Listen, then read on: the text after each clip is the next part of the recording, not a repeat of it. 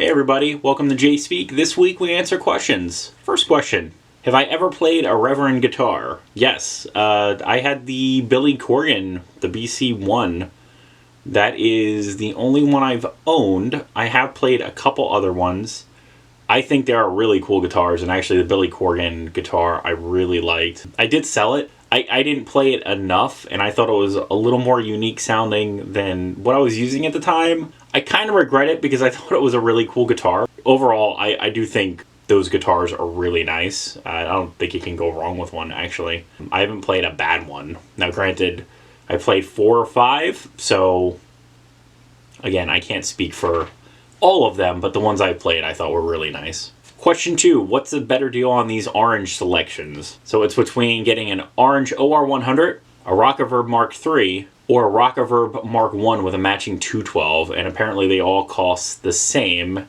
And did I have any experience with the Mark I? I don't have any experience with the Mark I. I had a Mark II, and I have a Mark III, and I also have the orange 212 open back and closed back, and I also have an orange OR100. The Rockaverb series has evolved over time.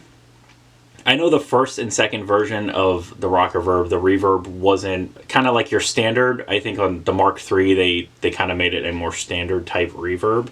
Personally, I really thought the Mark II version was really cool and unique. I definitely don't think that reverb is for everybody. It's definitely a little different. But the Mark III is a more standard reverb. But if you need attenuation at all, the OR100 and the Mark III are good because they power scale.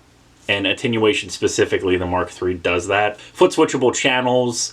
I love the Rockaverb, but I think the OR100 is great too. The fact that you can get a Mark I with a matching cab, that's a pretty good deal if you don't have a cab to go with the head. Otherwise, you know, I think Rockaverbs you can find pretty regularly. I think the OR is actually more unique. And it has like a pseudo like gain staging foot switchable thing it does. And that's really powerful in your arsenal. I think it power scales well.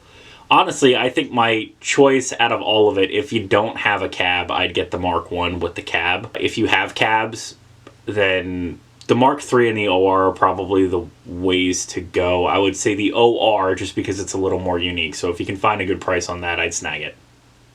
Question 3 and 4, really, because it's about the Chris Shiflett and the Dave Grohl guitars. I changed the pickups in the Fender Shiflett. You can check out the prior video, but they were asking about the pickups. Did they make a difference?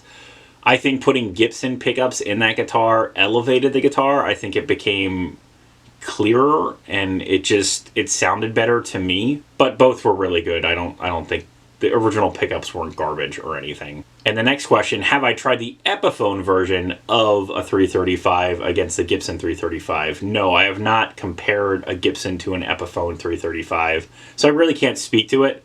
I would say that, you know, $3+ grand to drop on a 335 is a nice chunk of change. Make sure you want a 335. I really enjoy them. I think Gibson makes great 335s, at least that I've played. A couple of them I've gotten rid of over the years, but they are probably one of my favorite guitars. If you have any questions or comments, please leave them below. As always, thanks for watching. Remember to like, share, and subscribe. Many more videos to come. Don't miss one sub.